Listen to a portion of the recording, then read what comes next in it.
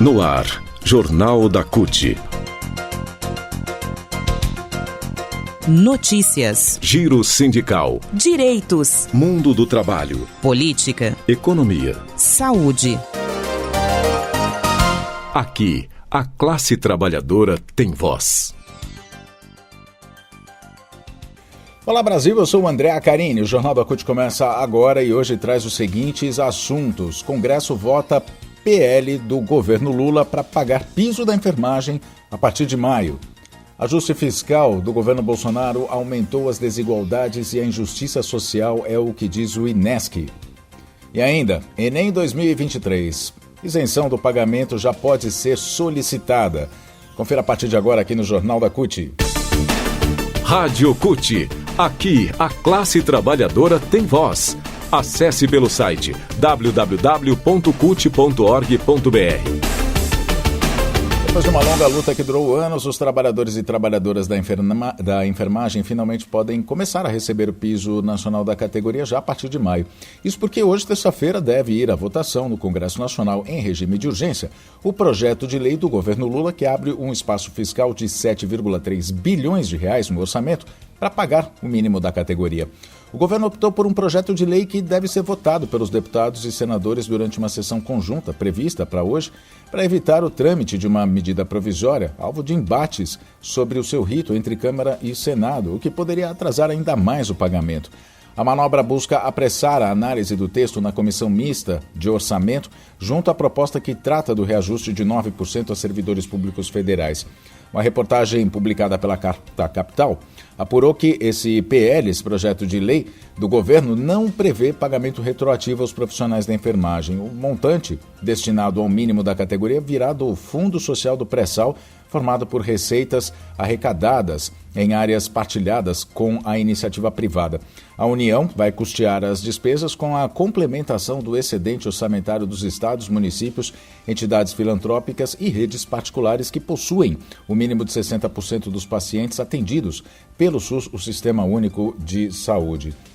O valor do piso da enfermagem prevê R$ 4.750 para enfermeiros e enfermeiras, R$ 3.325 para técnicos e técnicas de enfermagem e R$ 2.375 para auxiliares de enfermagem e parteiras.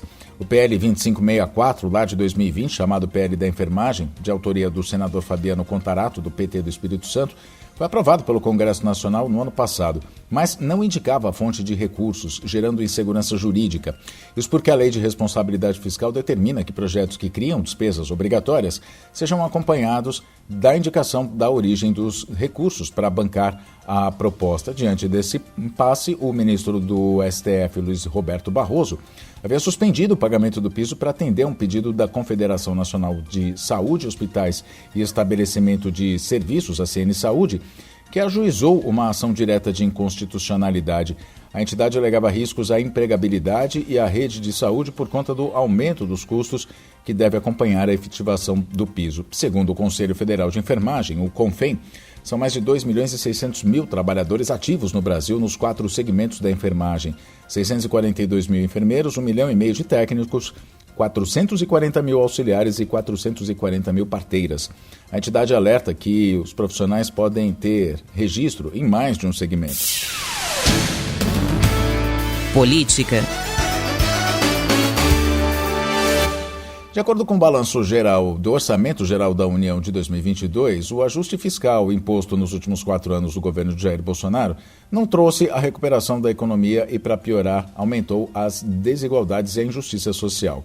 Com o Estado subfinanciado, os juros altos e a austeridade, a gestão conservadora deixou de herança um quadro devastador para a população brasileira.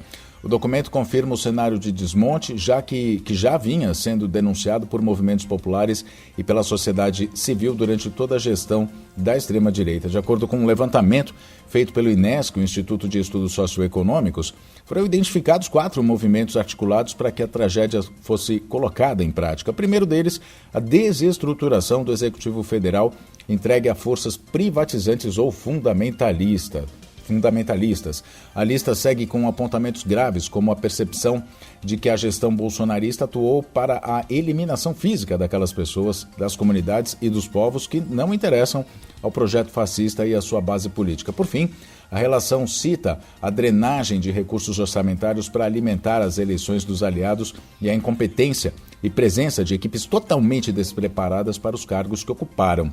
Na análise do INESC, o superávit primário de 54 bilhões de reais registrado em 2022, último ano do governo Bolsonaro, foi alcançado à custa de mortes por Covid-19, fome, pobreza e desemprego. A conclusão é de que o índice expressa a perversidade colocada em prática. A economista Nathalie Beguin, integrante do colegiado de gestão do INESC, diz que a austeridade, aliada a ações explícitas de desprezo aos direitos humanos e ao meio ambiente, diferencia a gestão bolsonarista de outros momentos políticos da redemocratização, também marcados pela austeridade. Abre aspas, o desmonte operado expressa um profundo desprezo pela vida. Entendemos que Bolsonaro e sua equipe praticaram uma verdadeira política de morte. Não é por acaso que mais de 700 mil pessoas morreram em decorrência da Covid. Talvez uma das expressões mais perversas, ela prossegue, mas mais perversas disso tudo, é que a gestão Bolsonaro não gastou 159 bilhões de reais autorizados pelo Congresso para enfrentar a Covid. A economista diz ainda que isso é uma expressão numérica da irresponsabilidade, do descaso e da política de morte praticada pelo governo Bolsonaro. A reportagem é do Brasil de Fato. Notícias. E os estudantes que estão querendo fazer o Enem em 2023 isentos na taxa de inscrição já podem fazer a solicitação para isso. Segundo o cronograma do Enem, o prazo para os pedidos dessa isenção vai até o dia 28 de abril. Como é que faz? Para solicitar, o Ministério da Educação informa que o estudante tem que comprovar que tem vulnerabilidade socioeconômica. A solicitação é por meio da página do participante, ou seja, o estudante deve possuir inscrição no CadÚnico ou ter renda per capita de até um salário mínimo e meio. Nesse último caso, quando a gente fala em renda per capita, obviamente na família, né? Nesse último caso, o estudante também deve comprovar que cursou todo o ensino médio em uma escola da rede pública ou como bolsista integral em alguma escola da rede privada. Quem também pode solicitar isenção de taxa são os candidatos que estão cursando em 2023 o terceiro ano do ensino médio em escolas públicas. O MEC publicou um edital e esse edital também prevê que quem solicitou a isenção do pagamento da taxa do Enem no ano passado e por algum motivo não pôde fazer a prova, pode justificar a ausência entre os dias 17, que foi ontem, até o dia 28 de abril. Aí, nesses casos, a isenção da taxa do Enem desse ano só vai ser concedida se o candidato apresentar documentação que comprove o motivo do não comparecimento no ano passado. É importante dizer que todos os documentos apresentados devem estar datados e assinados.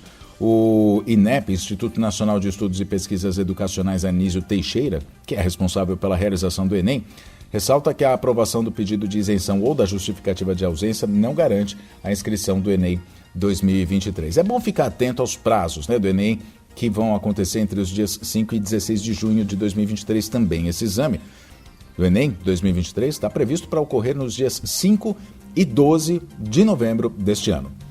E assim a gente termina mais uma edição do Jornal da CUT. Muito obrigado pela sua companhia. Nós nos falamos na próxima edição. Até lá!